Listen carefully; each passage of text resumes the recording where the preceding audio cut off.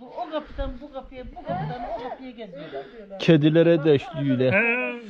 Kedileri de Seni hayvan severler linç eder linç. Yani.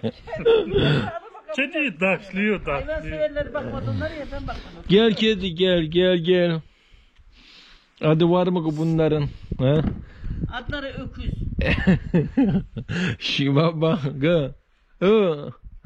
Çekiyor sizi, çekiyor. Git taşlarından.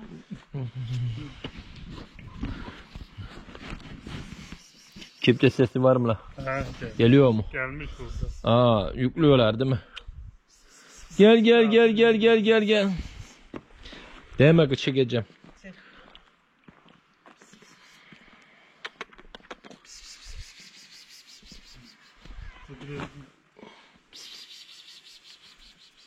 Annemden gene de korkmuyorlar ga.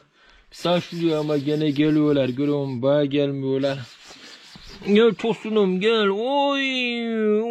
Bu hiç tutturmuyor bu. Oy. Kıskan gel de kıskan. Mi etme öyle. Bu çok korkak değil mi ga? Hiç sürdürmüyorlar. Ağaçları çektim görüyorum la. Bunun gübresi vardı. Bayağı yere döktüm ha. Saksıya güzel çiçek büyürdü güzel. Oluyor. Sen ne yaptın? Çalışıyordum. Bitti mi? Daha var. Yağım var. Kar yağmadı. Kar yağsa maceraya giderim senden. Yağsa.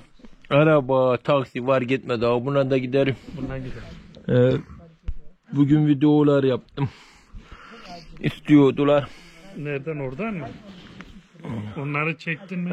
Çektim ya ağacı devirirken şak Bunu ya bu. Devre bu tarafı devriliyordu. Paletli kepçeyle bir çekti şap. İsmail abi de oradaydı. Ali amcamın farkı da duruyor.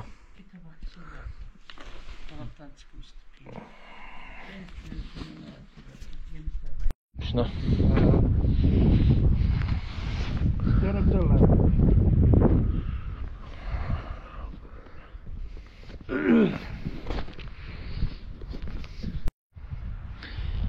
İşte Sarcık Yarımca Mahallesi.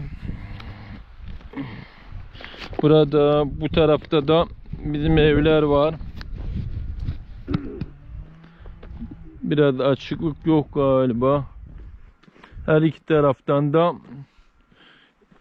mahalleleri görebiliyorsunuz.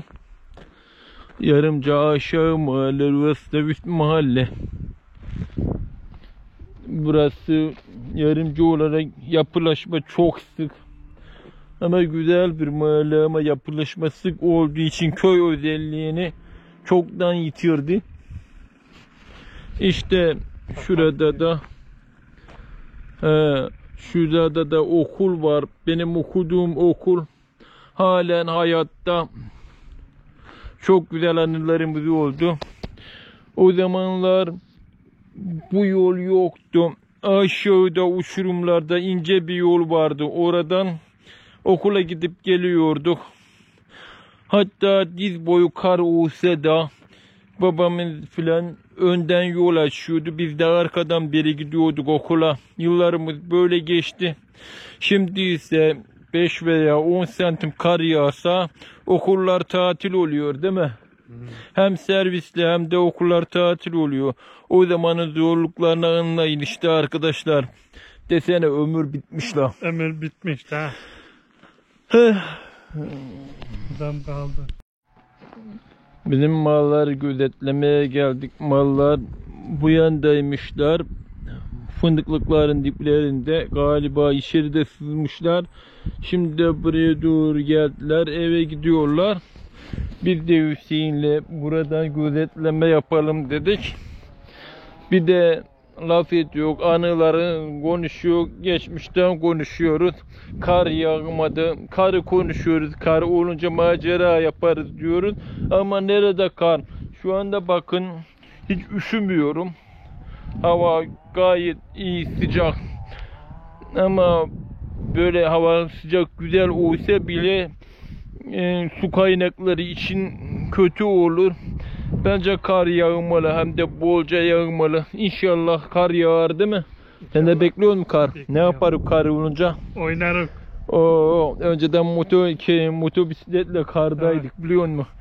Ne maceralardı. Yani. Eski arabalarımla karda işe gidiyordum. Onların fotoğraflarını face sayfalarımdan alacağım. Video çekince montaj yaparım belki, Güzel anıları. olur. Güzel olur tabi. Yani. Traktör yok diye arabayla gitmeye çalışıyordum. Bir ara Araba arabasız güzel. kalmıştım. Motobisikletle gidiyordum, biliyor musun? Güp yere, Yani.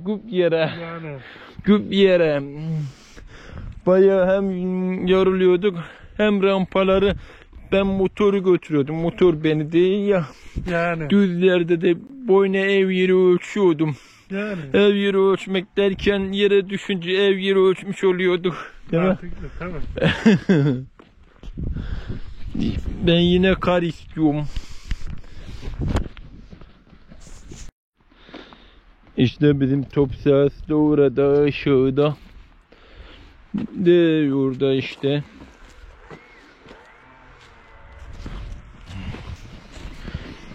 Baharın gelmesiyle birlikte mükemmel bir yeşillikleri göreceksiniz. Halen bakın buralarda kökçelikler var. Bak fındık. Bakmıyorlar ama fındıkları var hala diyorum. Tabii. Bakmadılar. Değil mi? Biri video mu çekiyordu la? Tabi fotoğraf çek diye bize.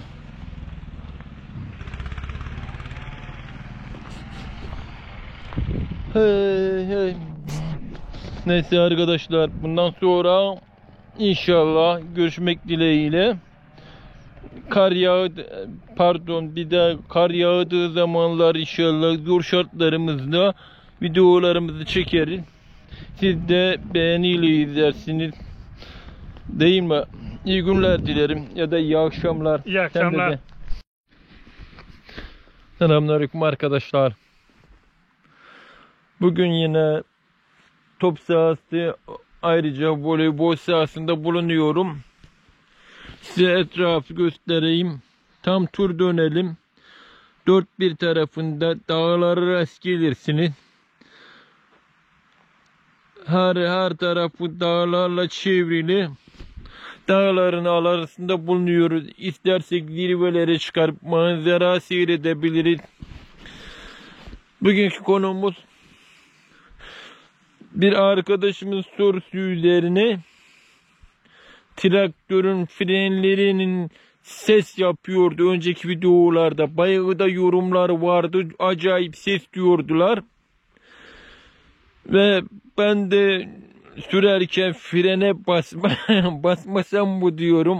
Neyse, bir yağ aldım ve halen şu anda kaç saate gelmiş acaba, bir bakayım saati.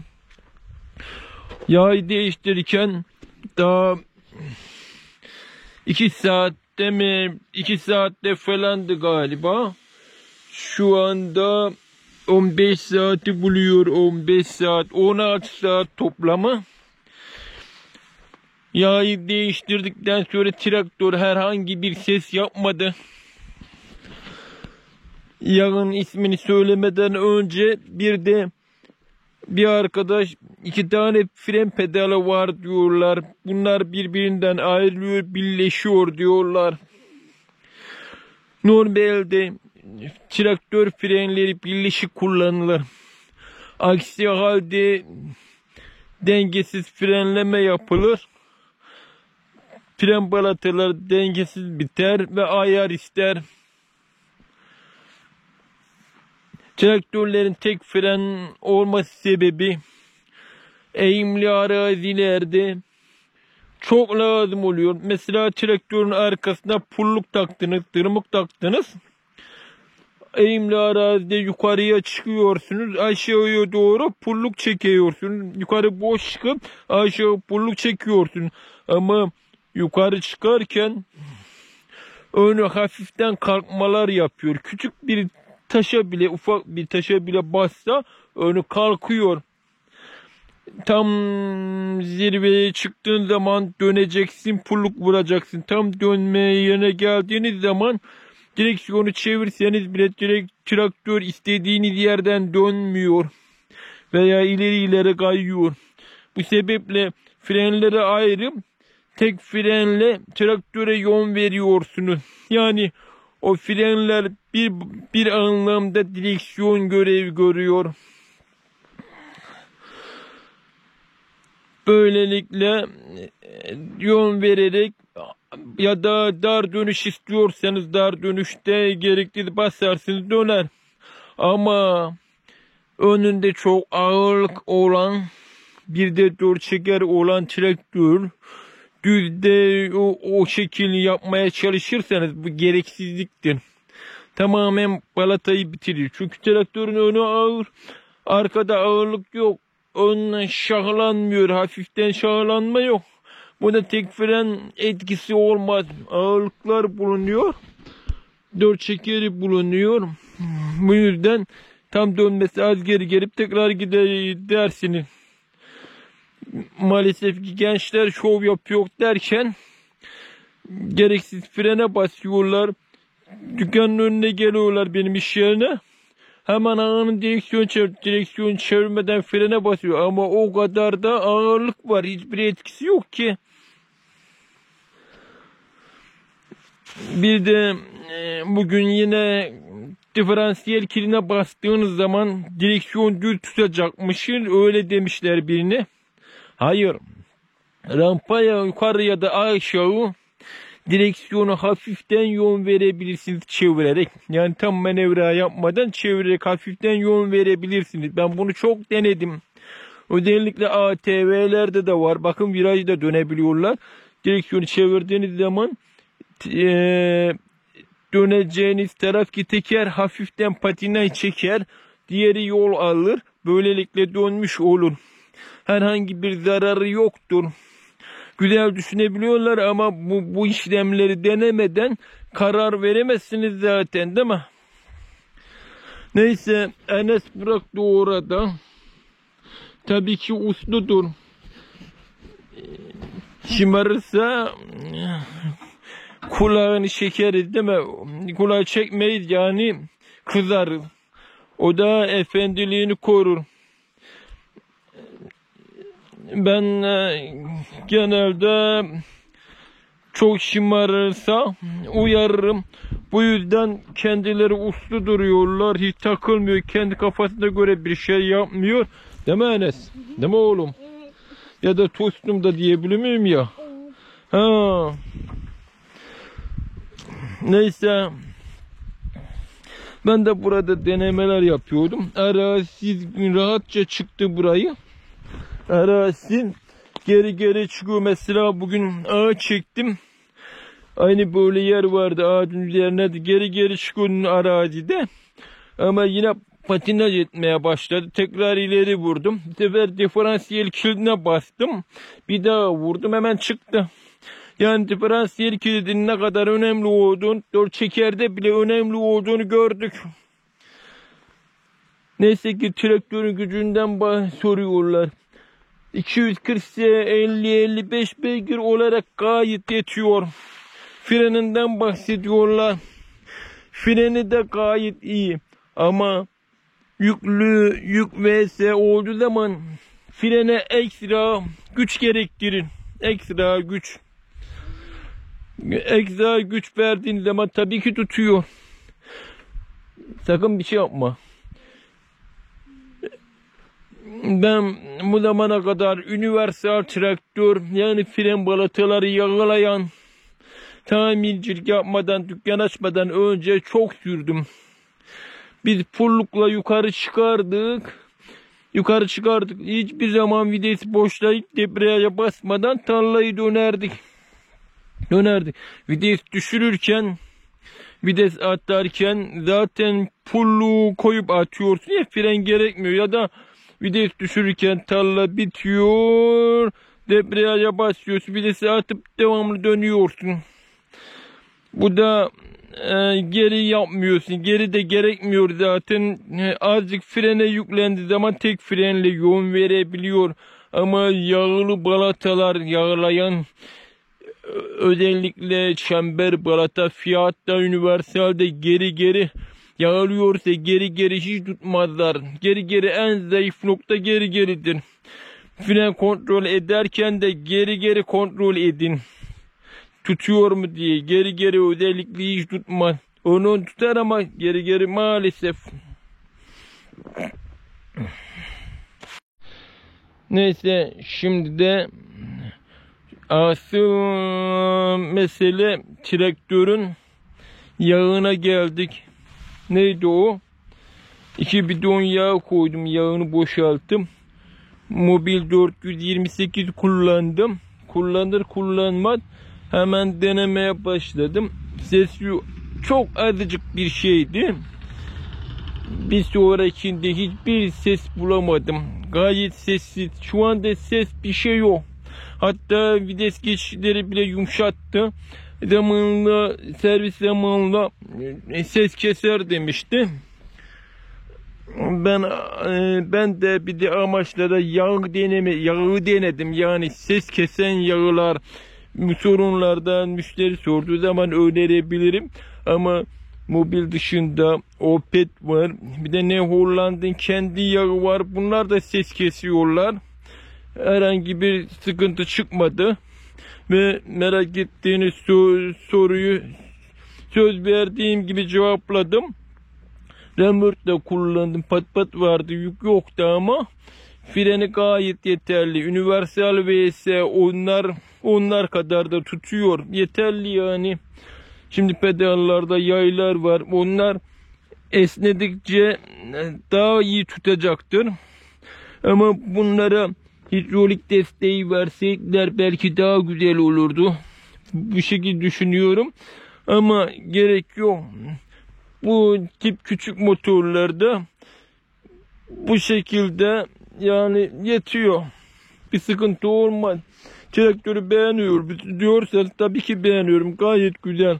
Hatta borcunu ödersiniz, size sermaye olur bu, değil mi? Sermaye olur değil mi? Sakın bir şeyine basma, viteslerine falan. Neyse, bir de buradan geri deneyeyim. Gel. Bunu bu şekilde dur. Bu şekilde dur. Ekran karardığı zaman ekranı parmağını ileri gül, ekranı karardığı zaman böyle dokunursun. Tamam. Tamam mı? Sıkı tut. Tam ortala traktörü ha. Tamam.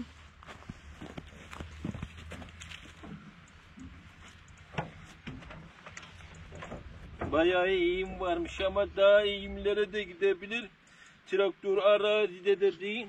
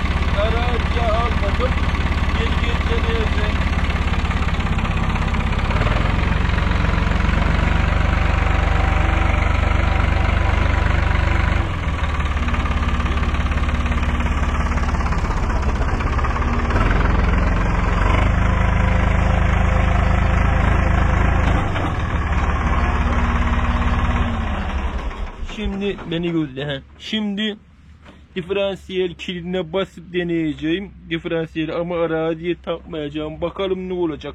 Hadi geri git şimdi.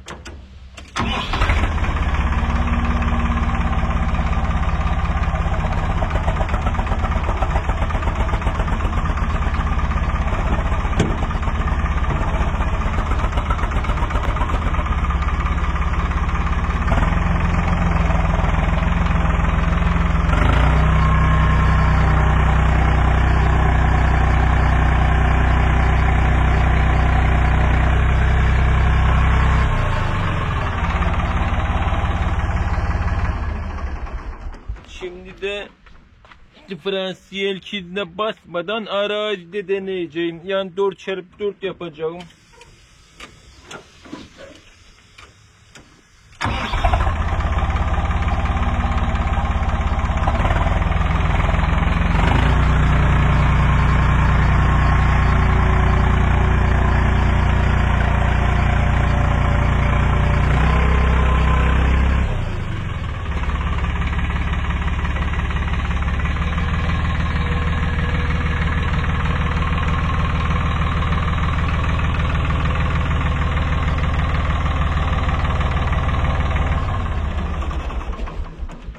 Beni gördü. Tarlada ağaç almaya geri çıkmıştık. Bayağı hızlı vurduk ama arazide olmasına rağmen çıkmamıştı ama bu toprak yumuşak, arazide çıkıyor. Aynı o rampa biraz daha rampaydı galiba, zıplamıştı. Motor diferansiyel kiline basınca çıkmıştı.